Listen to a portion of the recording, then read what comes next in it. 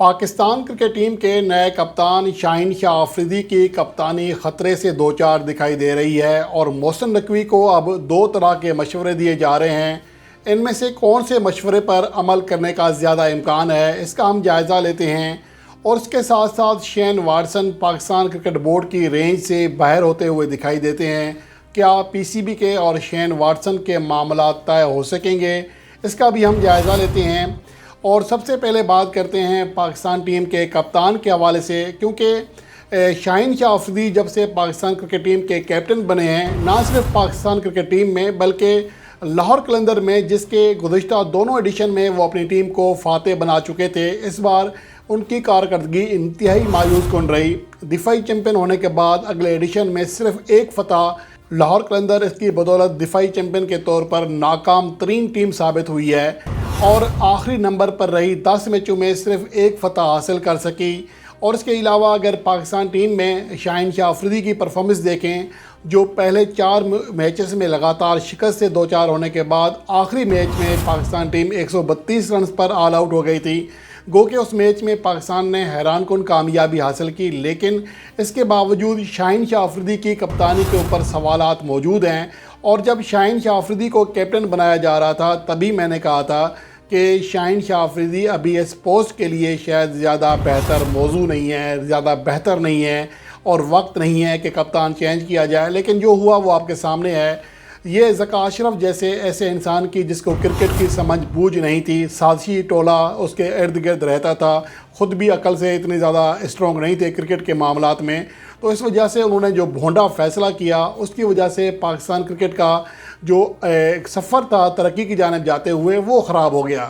اگر آپ world cup 2023 دیکھیں، اس سے پہلے پاکستان ٹیم ایشیا کپ سے پہلے دیکھا جائے تو فیورٹ ترین ٹیموں میں شمار کی جا رہی تھی، اور اسے نہ صرف ایشیا کپ کا بلکہ ورلڈ کپ 2023 کی ہاٹ فیورٹ ٹیم قرار دیا جا رہا تھا۔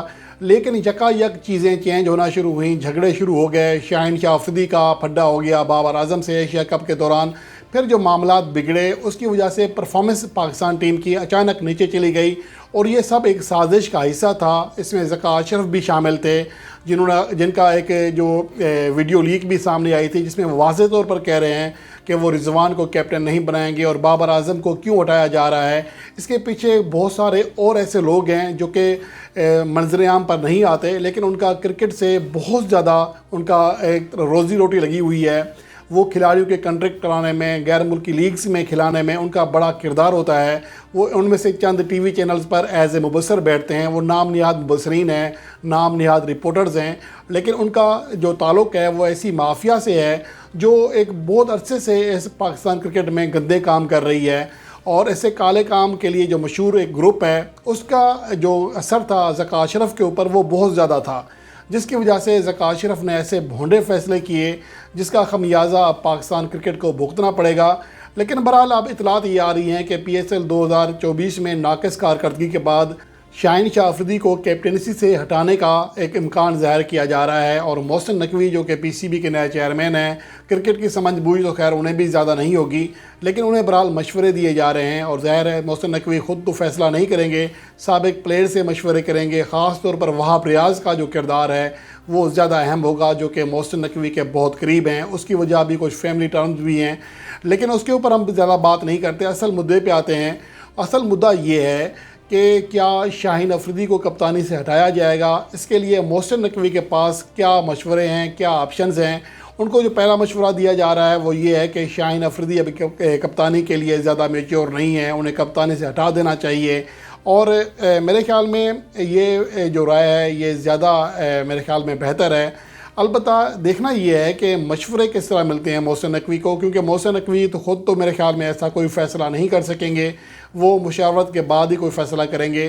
اور دوسری جانب کچھ حلقے محسن نقوی کو یہ بھی کہہ رہے ہیں کہ ورلڈ کپ قریب ہے، ایسے موقع پر کپتان تبدیل کرنے سے پاکستان ٹیم کو نقصان ہوگا، منفی اثر پڑ سکتا ہے۔ ایسے لوگ نہ جانے کس دنیا میں رہتے ہیں، اس سے زیادہ کیا منفی اثر پڑے گا کہ پاکستان ٹیم نیوزی لینڈ میں، جہاں پر پاکستان کا سابقہ ٹریک ریکارڈ انتہائی شاندار تھا، بابر اعظم کی قیادت میں پاکستان وہاں پر ٹرینگولر سیریز جیت کر آ چکا تھا، میزبان نیوزی لینڈ کو 2 بار فائنل سمیت شکست دے چکا تھا، اور T20 वर्ल्ड कप 2022 का इवेंट था उसमें शिकस्त दे चुका था। तो ओवरऑल पाकिस्तान का जो ट्रैक रिकॉर्ड था वो इंतहाई शानदार था T20 फॉर्मेट में। वहाँ पर पाकिस्तान को लगातार 4 शिकस्तें हुई और आखिरी मैच भी गिरते पड़ते जीता। तो इसके बाद जो PSL में नताइज सामने आए शाहीन शाह अफरीदी की कैप्टनसी के, उसके बाद क्या रह जाता है, क्या बंदा सोचे कि अब इससे ज़्यादा मनफी असर और क्या पड़ेगा। मैं तो ये कहता हूँ कि अगर शाहीन अफरीदी पाकिस्तान टीम के कैप्टन रहे तो इससे पाकिस्तान टीम के ऊपर मनफी असर पड़ेगा, ये बात आप लिख कर रख लें।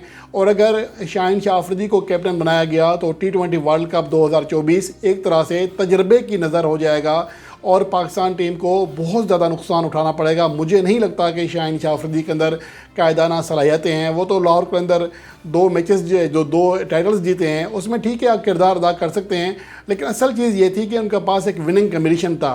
फ़खर जमान फॉर्म में थे, हारिस रऊफ़ फॉर्म में थे, राशिद खान मौजूद थे, सिकंदर रज़ा की परफॉर्मेंस शानदार थी, खुद शाहीन अफरीदी परफॉर्मेंस दे रहे थे, ज़मान खान परफॉर्म कर रहे थे।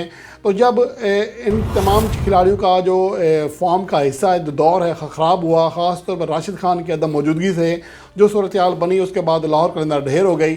तो लेकिन दूसरी जानब अगर आप मोहम्मद रिजवान को देखें या फिर बाबर आज़म को देखें, बाबर आज़म PSL में आप ये देख लें कि पेशावर ज़ल्मी के आज के आखिरी राउंड से पहले पॉइंट्स टेबल पर टॉप पोजीशन पर है, खुद कैप्टन हैं और लीड फ्राम द फ्रंट का किरदार अदा कर रहे हैं।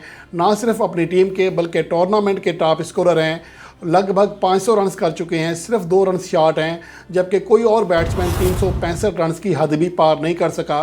तो इस सूरत हाल में आप ये नहीं कह सकते कि बाबर आज़म के ऊपर कैप्टनसी का बोझ है। वो कैप्टन के तौर पर भी ये किरदार अदा कर रहे हैं, पाकिस्तान टीम में भी अदा किया और एज ए कैप्टन वो विराट कोहली के कई रिकॉर्ड तोड़ चुके हैं। तो इसका वाज़ेह मतलब ये है कि कैप्टनसी का जो प्रेशर है उनके ऊपर नहीं आता। लेकिन चलें इस बहस को भी छोड़ते हैं। अब सवाल ये है कि बेस्ट ऑप्शन कौन है। अगर शाहीन शाह अफरीदी को कैप्टन बरकरार नहीं रखा जाता तो मेरे ख्याल में अब जो तजर्बा अगर किया ही गया है तो या तो बाबर आज़म इसलिए बेस्ट चॉइस हैं, वो कि पिछले 2-2.5 सालों से पाकिस्तान टीम को लीड करते आ रहे हैं और पाकिस्तान की जो T20 वर्ल्ड कप में परफॉर्मेंस रही है वो इंतहाई शानदार रही है। T20 वर्ल्ड कप 2021 का लगभग फ़ाइनल खेलने लगे थे, सेमीफाइनल में शिकस्त हुई जब शाहीन शाह अफरीदी को 3 छक्के मैथ्यू वेड ने लगा दिए थे, वरना पाकिस्तान हार्ड फेवरेट थी 2021 में। 2022 का फ़ाइनल खेला, उसमें भी अगर शाहीन शाह अफरीदी आइन मौका पर अनफिट ना होते तो तब भी पाकिस्तान टीम फ़ाइनल जीतने की पोजीशन में थी। उसके अलावा एशिया कप 2022 का फ़ाइनल खेला, उसके साथ साथ न्यूजीलैंड में ट्रायंगुलर सीरीज़ जीती। तो बाबर आज़म का कैप्टनसी का रिकॉर्ड इंतहाई शानदार है। लेकिन अगर फ़र्ज़ करें कि बाबर आज़म को दोबारा कैप्टन के तौर पर अगर मोहसिन नकवी नहीं देखना चाहते, वहाब रियाज नहीं देखना चाहते और उनके खिलाफ जो लॉबी है तो फिर दूसरा ऑप्शन मेरे ख्याल में रिजवान है। रिजवान से बेहतर ऑप्शन नहीं है। पाकिस्तान सुपर लीग की तारीख के कामयाब तरीन कैप्टन है, 66.66% उनकी फतवात का तनासब है। तो आप इससे अंदाज़ा लगा सकते हैं कि रिजवान ने ऐसे प्लेयर्स को हीरो बनाया है जो कि इससे पहले ज़्यादा मंजर आम पर नहीं थे। मोहम्मद अली हूँ, अब्बास अफरीदी हूँ, उसामा मीर हूँ, तो इनकी टीम में जो भी प्लेयर्स आता है वो परफॉर्मेंस देने लगता है। तो उसकी वजह ये है कि कैप्टन एक एतमाद देता है, उनको पता होता है कि किस खिलाड़ी को कहाँ पर इस्तेमाल करना है। तो मेरे ख्याल में रिजवान एक बेस्ट ऑप्शन है। लेकिन इसके हवाले से जो इम्कानात हैं उसके ऊपर अभी मेरे ज़राए ने ऐसी कोई ख़बर नहीं दी है, लेकिन मेरा अंदाज़ा है कि मोहम्मद रिजवान के ऊपर ज़्यादा गौर किया जाएगा। हो सकता है कि न्यूजीलैंड के ख़िलाफ़ जो सीरीज़ है उससे पहले या न्यूजीलैंड के ख़िलाफ़ सीरीज़ का शायद इंतज़ार किया जाए, फिर कप्तान के बारे में हतमी फ़ैसला कर लिया जाएगा। और उसके अलावा दूसरी अहम खबर ये है कि शेन वाटसन जो कि पाकिस्तान क्रिकेट बोर्ड के साथ बातचीत में मसरूफ़ हैं कि वो पाकिस्तान के हेड कोच के तौर पर काम करें, लेकिन अब लगता ऐसा है कि मामलात जो हैं वो इनके दरमियान हल नहीं होने लगे। उसकी वजह यह है कि शेन वाटसन ने एक जो तनख्वाह मांगी है वो पाकिस्तानी रुपयों में 1 करोड़ रुपए बनती है, जो कि बहुत ज़्यादा है। इससे पहले 20-25 लाख से ज़्यादा तनख्वाह किसी को नहीं दी गई है। तो एक तो ये है बड़ा फैक्टर है कि इतनी बड़ी तनख्वाह क्या पाकिस्तान क्रिकेट बोर्ड दे सकेगा। और दूसरी जो अहम बात है वो ये है कि शेन वाटसन ज़्यादातर वक्त अपनी फैमिली के साथ गुजारना चाहते हैं, यानी पाकिस्तान टीम को ज़्यादा वक्त भी नहीं देंगे और 1 करोड़ रुपए भी लेंगे। तो मेरे ख्याल में कोई बेवकूफ़ी होगा जो शेन वाटसन के इस डिमांड को पूरी करेगा या इस मुतालबे को पूरी करेगा। तो इसलिए मुझे नहीं लगता कि अगर इस तरह शेन वाटसन अगर अपनी बात से पीछे नहीं हटे तो फिर मामलात हल नहीं हो सकेंगी और पाकिस्तान के लिए बहरहाल मुश्किलात खड़ी हो जाएंगी। دیگر کوچز سے بھی رابطہ کیا جا رہا ہے۔ اطلاعات کے مطابق کوچ میک ہائسن سے بھی بات کی گئی ہے، لیکن انہوں نے پاکستان کرکٹ بورڈ کو فی الحال انکار کیا ہے، اور البتہ یہ ضرور کہا ہے کہ وہ سوچیں گے، لیکن زیادہ امکان نہیں ہے۔ تو پاکستان کرکٹ بورڈ اب غیر ملکی کوچ کے حوالے سے دیکھ رہا ہے، لیکن بہرحال مشکلات ہیں، اور ورلڈ کپ 2024 سر کے اوپر آ چکا ہے۔ تو یہ معاملات ایسے ہیں، اس کی نشاندہی میں نے چند ماہ پہلے کی تھی کہ جو یہ بار بار تبدیلیاں کی جا رہی ہیں تو اس کا خمیازہ پاکستان کرکٹ کو آنے والے وقتوں میں بھگتنا پڑے گا۔